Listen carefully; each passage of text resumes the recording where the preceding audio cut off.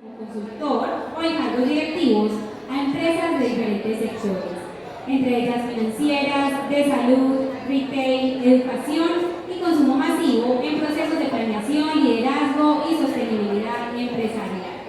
Actualmente Daniel combina su labor como asesor corporativo con la docencia, impartiendo temas de estrategia, prospectiva y liderazgo.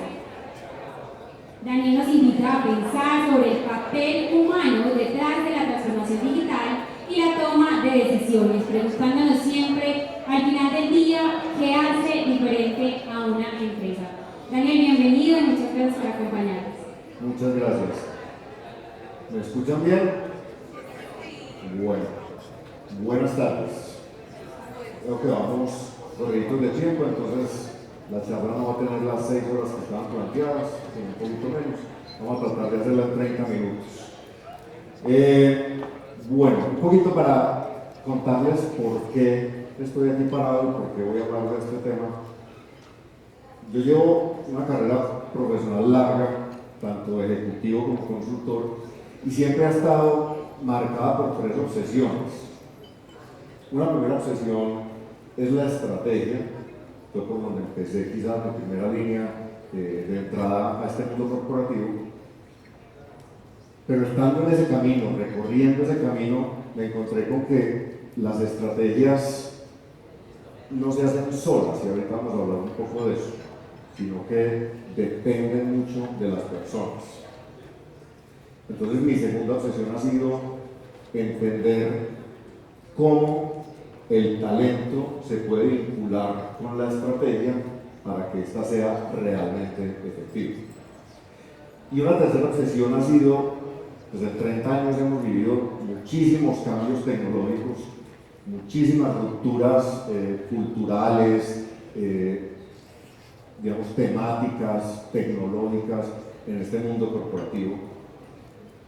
Y ha sido muy interesante tratar de entender qué es lo que hace o cuál es el factor común que hace que una compañía siga siendo exitosa atravesando esas rupturas y esos momentos de disrupción, de cambios agresivos. Y hoy más que nunca estamos viviendo ese momento.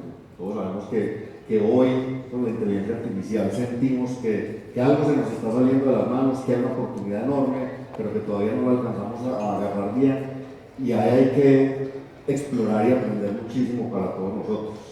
Entonces la charla realmente la titulé ¿cuál es realmente el principal diferencial de una empresa? ¿Qué es lo que hace que una buena empresa sea buena? ¿Y qué es lo que hace que una empresa que no sea exitosa no lo sea? Y esa es la pregunta que a mí me ha rondado durante estos 30 años la cabeza, y creo que no existe una respuesta única, pero creo que sí hay un común denominador en lo que he logrado identificar. Yo sé que la industria de ustedes es una industria muy compleja, llena de emociones, llena de dificultades, tanto desde lo técnico como desde lo personal. Detrás de cada mora hay un negocio que de pronto no se va a dar, hay un sueño que de pronto no se va a cumplir, hay un joven que de pronto no va a poder estudiar, hay una familia que de pronto va a perder su hogar. Y cuando nos enfrentamos a esta situación, entendiendo eso y manteniéndolo presente, porque yo sé que yo no les voy a decir casi nada que ustedes no sepan, no, esperaría que ojalá nada que ustedes no sepan, simplemente es una mirada distinta, pero yo esperaría que ustedes siempre mantengan eso en la cabeza, y sé que por eso está cargada de emociones la industria en la que ustedes se desempeñan. Hoy más que nunca vivimos en un mundo lleno de información. Nunca habíamos tenido tanta información a la mano como tenemos hoy. A los que nos tocó ir a una biblioteca a buscar en la hemeroteca algún artículo del periódico de hace 3 o 4 años, saben la diferencia que existe entre eso y lo que estamos viviendo hoy. Hoy tenemos el mundo en las manos. Estamos llenos de datos, de indicadores, de tasas, moras, riesgos, scoring, todo lo que queramos. Pero detrás de cada persona, tanto de mis empleados como de mis clientes, hay una historia, hay una situación. Y cuando uno entiende el negocio con esa problemática, en cualquiera de los negocios, porque si estoy hablando con alguien que produce galletas, hay otro tipo de problemáticas, otro tipo de situaciones, pero al final detrás también hay personas.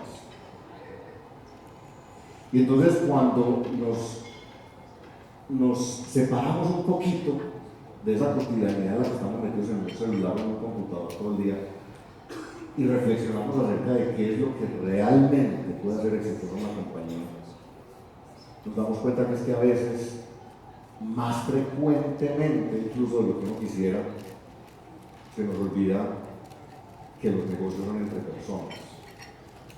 Aún en negocios B2B, aún cuando estemos hablando de crédito, de cobranza a negocios empresariales o corporativos, siempre son personas las que están al otro lado de la línea. Y eso es un elemento súper importante para lo que viene a continuación. Al final, y esta fue la frase que por algún motivo en alguna parte publiqué y que a Beatriz se le quedó en la cabeza y me dijo, porque no hablamos de eso en la charla, es que no se nos puede olvidar que al final del día las empresas son un conjunto de personas. Piensen en cada una de sus empresas y piensen qué es la empresa. Lo único que realmente termina siendo la empresa es un papel en la Cámara de Comercio y otro en la DIAN. Todo lo demás son reflejos de las personas, la marca, los equipos, las oficinas. Todo eso al final no es la empresa. Eso no es la empresa. La empresa son las personas que trabajan y que se comprometen con ese sueño compartido.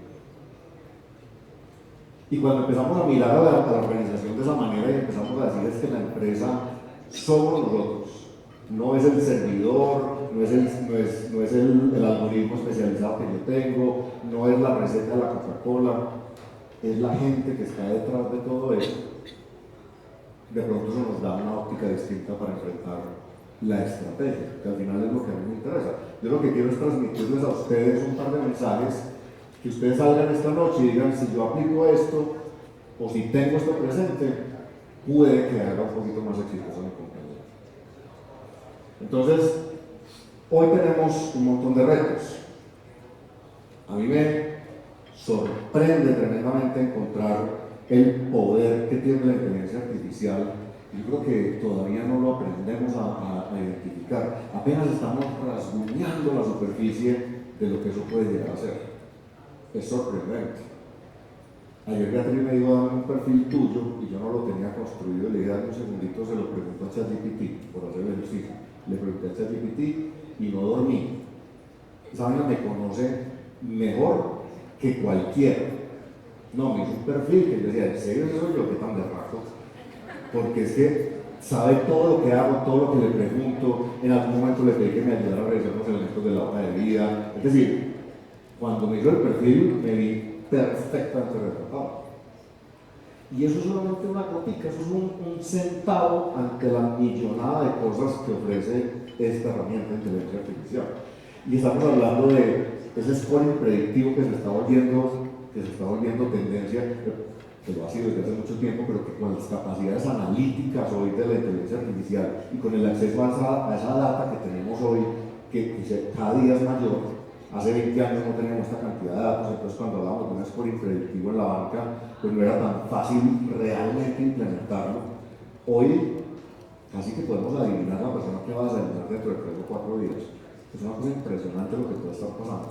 Pero no se nos puede olvidar que esto también va a pasar. Que dentro de 6 años o dentro de 10 años va a venir otra revolución, o va a venir otra tendencia, va a venir otra tecnología, o van a venir más desarrollos de inteligencia, y vuelve y cambia. Y siempre hemos estado así, y siempre estaremos así. Los negocios, la única constante es el cambio, y esa frase la hemos oído 20.000 veces, y es una realidad. pero hay algo que no cambia. Y eso que no cambia es que las personas, la esencia humana de las compañías sigue siendo el gran factor diferencial. ¿Qué cambia entre una compañía exitosa y una no exitosa si están haciendo lo mismo, ofreciendo el mismo producto y compitiendo en el mismo sector? Su gente. Su gente no solamente en la interfaz con el cliente, que es importante, sino también al interior de la empresa. El que se imagina un algoritmo para un bot que va a contestarle a un cliente y se lo imagina empático, se lo imagina humano, se lo imagina cálido, versus el que se lo imagina con imaginación como la mía de ingeniero, que es una cosa totalmente rígida, paso 1, paso 2, paso 3, las diferencias son enormes. Son enormes. No sé si ustedes han visto los casos, ahorita los vamos a mencionar, de distintas compañías que han hecho ejercicios de automatizar la respuesta con los bots de formas muy diferentes y los resultados tan diferentes que tienen. Entonces, al final, la tecnología sí nos ayuda. Yo soy un amante de la tecnología, me encanta lo que está pasando con la inteligencia artificial, con mis alumnos, con mis clientes, yo trato de que lo vean todo el día para todo, pero que no dejen que la inteligencia artificial piense por ellos o sea quien aplique el criterio. Porque hasta hoy, no sé el día de mañana qué pasará, pero hasta hoy, la inteligencia artificial no tiene criterio, no es capaz de empatizar, no tiene intuición, son cosas que son absolutamente humanas. Es posible que la inteligencia artificial evolucione hacia allá, no lo sabremos sino en la medida que le demos tiempo y esperemos a ver cómo evoluciona. Pero ese elemento humano es el que nos va a hacer diferentes. Son las personas las que nos dan la dirección, son las personas las que ponen intuición, son las personas las que ponen cariño a las cosas. A la inteligencia artificial le da lo mismo si se ofrece de quiebra o no. A ustedes no. Entonces, hablamos de para qué existe la industria de ustedes. Y a mí siempre me ha encantado, desde el punto de vista etimológico incluso, el tema de la palabra crédito. Porque crédito viene de creer. Yo creo en ti y entonces te ofrezco un recurso. Y a cambio de ese crédito, yo tengo una promesa. La promesa de que me van a pagar. Y entonces acá hay un componente de dos personas en una conversación, en una relación en donde yo te doy crédito y tú me das una promesa. Y al final, yo no sé de todo lo que han recorrido ustedes en esta industria, que me imagino que tienen miles y millones de anécdotas, ¿cuántas veces ha salido un cliente moroso a decirles, no, es que yo dejé de pagar porque me dio la gana, que no quise pagar? Puede que pase, evidentemente seguro lo van a tener, pero son la minoría o no. Son la minoría. La mayoría es porque están enfrentando algún tipo de dificultad, algún tipo de incapacidad para pagar. Entonces, cuando cambiamos políticas de la compañía, cuando hacemos movimientos en la estrategia, cuando le metemos nuestra cultura a la cobranza, todo eso tiene impacto al final en cómo se comporta el negocio. Aquí pongo un tema que me parece muy relevante, y es que la ejecución de la estrategia se da realmente en las trincheras. Los altos ejecutivos se precian de ser los dueños de la estrategia, los que definen la estrategia, los que dirigen y controlan la estrategia. Y no se dan cuenta que están perdiendo una oportunidad enorme al tomar esa posición. Porque la estrategia se vive, se entiende, se ejecuta en las trincheras. Entonces la estrategia tiene dos caminos. Uno genera el plan estratégico grande, el que nos va a dirigir por los próximos 5, 10 o 20 años, si uno está dispuesto a confiar en tanto tiempo. Pero también existen las interacciones cotidianas que son las que nos van diciendo para dónde vamos, qué está funcionando, qué no está funcionando. Y esa interacción informal de las compañías es súper importante para la construcción, para la reafirmación o para el redireccionamiento de la estrategia.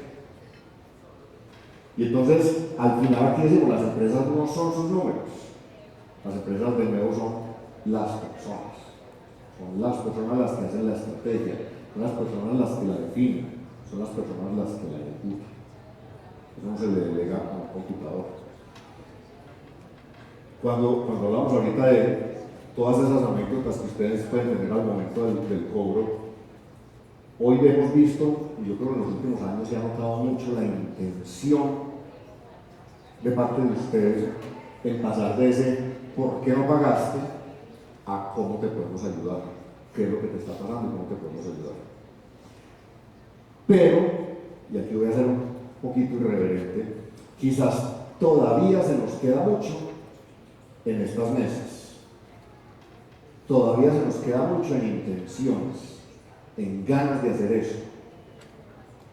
Y en la trinchera, allá al frente de batalla, no sé si se está viendo reflejado de esa forma. Porque cuando queremos ayudarle al cliente no lo llamamos 10 veces el mismo día, a no ser que se nos esté escondiendo. ¿Cierto? Cuando nos llama un cliente tratamos de entender su situación primero, antes de hablar del crédito que nos debe. Tratamos de ver cómo podemos negociar mejores de pago. Tratamos de entender cuál es su situación. Aquí hay dos casos muy interesantes, ambos exitosos, pero son distintos. El Credit Control Corporation se enfocó en una mejor automatización, en tratar de que sus diálogos en el bot fueran mucho más empáticos, mucho más sensibles a las necesidades de sus clientes. Y en cuestión de un año bajó el índice de mora en un 20%. Y aumentó más de un 100% la capacidad del collecting, o sea, la recuperación de cartera, con unos bots. O sea que se puede con bots. Pero en el caso del National Bureau of Service es completamente distinto. Ensayaron los bots, no se sintieron identificados con lo que estaba pasando y dejaron casi que regresaron a que el bot fuera casi IBR y los redirigiera a puntos de contacto humanos, con personas entrenadas en escucha activa, con personas entrenadas en gestión de conflictos, con personas empáticas, y también tuvieron unos éxitos tremendos, unos números increíbles. Entonces cualquiera de los dos caminos puede ser válido. Aquí no estamos limitando el camino, estamos mostrando que ese resultado puede ser distinto si las personas que están por detrás piensan distintos, porque al final, ¿quién desarrolla ese bot? ¿O quién es el que tiene contacto con el cliente? ¿Quién es el que se imagina el diálogo del bot? Al final son las personas. Y ahí es donde tenemos que tratar de hacer la diferencia. Casi el 60% de los empresarios en Colombia y más del 80% en el mundo manifiestan que su principal problema estratégico es la consecución de un talento, la consecución del talento. Es el problema número uno a nivel mundial para los altos ejecutivos, a la hora de preguntarles por la ejecución de su estrategia. Es difícil el tema de la gente. Todos hemos oído hablar de cuántas escuelas, cuántos títulos, cuántos libros de liderazgo hemos visto pasar por la vida. Yo desde que estaba chiquito hasta hoy, yo no sé, pueden haber pasado 20 o 30 marcas distintas de liderazgo. Y eso no quiere decir que sean malas. Lo que quiere decir es que desde hace 40 o 50 años venimos con la inquietud de cómo mejorar el papel del líder. ¿Y para qué queremos mejorar el papel del líder? ¿De qué sirve mejorar al líder? ¿Cuál es la pregunta que está realmente en el fondo detrás de eso? Es cómo hago para que las personas de la organización sean mejores en un término más amplio. Porque al final esa es la gran responsabilidad del líder. Ejecutar, pero desarrollar también, entender a su equipo, conformar a su equipo, entrenar a su equipo, lograr los resultados, desarrollar sus labores de forma efectiva. Entonces la pregunta detrás del liderazgo no es uno como líder que pueda, pues, ¿cómo te desarrollo a ti como líder? Porque sí, porque qué chévere.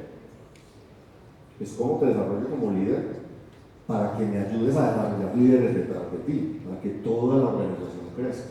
Y por eso se habla tanto de liderazgo, un tema que ya está más rayado, pero que sigue siendo en el fondo importante, vigente y todavía quizás un poquito escaso. Entonces, ahí es donde es importante darle vueltas a este pensamiento de por qué se nos olvida con tanta frecuencia que es la gente la que está detrás de todos estos logros. Podemos automatizar procesos, no podemos automatizar empatía. Eso está cada vez más claro. Entonces ustedes conocen el caso de Santander, Polonia, donde hicieron unos ejercicios de unos bots, hicieron una primera corrida con algún proveedor que no recuerdo, y no les fue nada bien. Y luego hicieron una nueva corrida que empezó a ejecutarse en el 2013, en el 2023 con FICO, el sistema gringo de scoring, en donde automatizaron los bots de una forma mucho más empática. Contrataron unos psicólogos, contrataron unos sociólogos y desarrollaron unos bots mucho más empáticos. Y multiplicaron por 1.2 la cobranza efectiva. Disminuyeron un 25%, un 20%, perdón, la cartera amorosa. Mejoraron en un 25% el cierre automático, el cierre sin intervención humana. Entonces es que ya podemos con los bots cerrarse en las personas. De nuevo, sí, pero no, porque ¿quién se inventó ese algoritmo? ¿Quién lo va a mantener? ¿Quién lo va a alimentar? ¿Quién lo va a cuestionar cuando deje de funcionar? Son las personas. Aquí a mí me gusta mucho hablar de estos dos componentes que son de personas distintas. Ustedes todos hemos oído hablar del fabuloso Michael Porter y su estrategia corporativa. Y él siempre decía, la estrategia viene antes de la estructura. Entonces yo debo definir mi estrategia y ajustar mi estructura para que responda a esa estrategia. Y un poco después, un señor mucho más viejo, el famoso Peter Drucker, el profesor austríaco que trabajaba en Boston, le respondió en una cena en la que estaban juntos y le dijo, la cultura se come a la estrategia en el desayuno. Usted que dice que la estrategia es lo primero, lo máximo, lo súper, haga lo que quiera con la estrategia, que si su cultura no es la adecuada, la estrategia no va a servir. Yo imagino que todos hemos estado en compañías en donde las cosas no han funcionado como la estrategia planteada que se debería hacer. Y no sé si han reflexionado acerca de por qué. Y cuántas veces el elemento cultura, gente, estuvo ahí como un factor dentro de ese no se pudo. Porque la cultura se come a la estrategia del elemento. Siempre va a ser más fuerte la gente que cualquier elemento formal que le queramos poner por encima. Entonces no podemos ver a las personas como autómatas, como máquinas, como herramientas. Hay que medir, lo que no se mide no se mejora, decía Dena. Pero no es medir para encasillar, no es medir para automatizar, es medir para mejorar, es medir para crecer, es medir para desarrollar. Necesitamos desarrollar nuestro talento. Nuestro talento es el de las personas que trabajan con nosotros. Y ese es el gran mensaje que quiero dejarles hoy. Ustedes vayan aquí pensando qué podemos hacer para desarrollar mejor a nuestro talento, para que se empoderen más, para que se comprometan más. ¿Cuántos de nosotros hemos vivido también problemas en un punto de venta, en cualquiera, en una telefónica, en un supermercado, en un concesionario, en un taller, en donde la persona dice, no se lo puedo resolver? ¿Pero por qué no llamo a mi jefe? Eso es falta de empoderamiento, eso es falta de capacidad, eso es falta de desarrollo, eso es falta de estrategia, eso es falta de entrenamiento, eso es falta de un montón de cosas que son necesarias para que la gente pueda desarrollar su creatividad, su espontaneidad, su emprendimiento o intraemprendimiento. El futuro seguro seguirá trayendo tecnología. O sea, si hay algo cierto, podemos poner la mano en el fuego ya, es que la tecnología se va a seguir desarrollando. Como les decía al principio, el tema de la inteligencia artificial, no lo he hecho, me voy 10 años más atrás. El tema de las redes sociales todavía no lo entendemos lo suficiente, todavía no lo sabemos controlar. Se nos ha salido de control, de hecho, la cantidad de desinformación y de falsedad en esas redes es impresionante. No sabemos manejar redes sociales que ya llevan casi 20 años en el mercado, mucho menos inteligencias artificiales que llevan 3. Todavía no entendemos el potencial impacto que puede llegar a tener. Pero si hay algo seguro es que esto va a seguir cambiando. Pero necesitamos conectarnos más con la gente, con el propósito del humano, porque la tecnología siempre va a crecer y siempre va a ser una mejor herramienta. Debemos buscar que la tecnología crezca, que la tecnología se desarrolle, que la tecnología mejore, pero no por la tecnología en sí, sino porque a los humanos nos va a dar la oportunidad de ser mejores, de crecer más, de aprender más y de aportarle más a nuestras compañías. Hoy todos ustedes son entre un 40 y un 50% más productivos que cualquier ejecutivo de hace 30 años. Por el solo hecho de poderse comunicar instantáneamente, de tener información a un clic, a escribir una frase en un chat o en un buscador de Google. Todo eso nos hace por lo menos un 50% más eficientes. Porque la tecnología es chévere, buena, es un potencial importante. Pero al final del día, quien maneja esa tecnología somos nosotros. Y no podemos perder la capacidad de intuir, la capacidad de aprender, la curiosidad. La inteligencia artificial no es curiosa. La analítica de datos no es intuitiva, no intuye.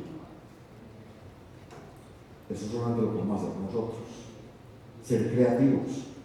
Entonces, pregúntenle a la inteligencia artificial que les diseñe algo bien creativo y van a ver que salen cosas chéveres. A mí me han gustado, he hecho ejercicios, he hecho cosas con la inteligencia artificial, pero al final es simplemente una construcción de elementos que ya existen. No es capaz de pensar en algo distinto, en algo que no existe. Eso solamente lo podemos hacer con las personas. Y si cuidamos a las personas, los resultados se cuidan solos. Así que la próxima vez que vean un indicador, una cuenta en mora, una tasa de recuperación,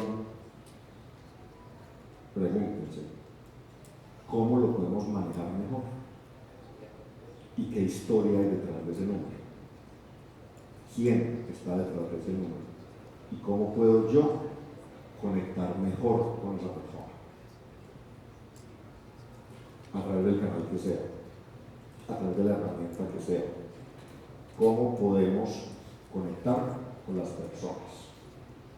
Un ejercicio que hizo muy interesante, ya se me olvidó el nombre del banco, un banco en Holanda, en los Países Bajos, fue comparar dos grupos de control, los dos grupitos de ensayo. En uno se preocupaban por entender, usando el mismo procedimiento, lo único que cambiaron fue la parte inicial. Tratamos de entender muy bien a nuestro cliente y qué es lo que le pasa, y cuáles son sus miedos, cuáles son sus temores, de dónde salió el problema, y otro, tomarlo simplemente de forma más transaccional desde el principio. 2-1 la tasa de recuperación. 2-1. Si yo me esfuerzo por entender a ese cliente me va a retribuir. Porque al final del día, las empresas son las personas que la componen. Muchas gracias.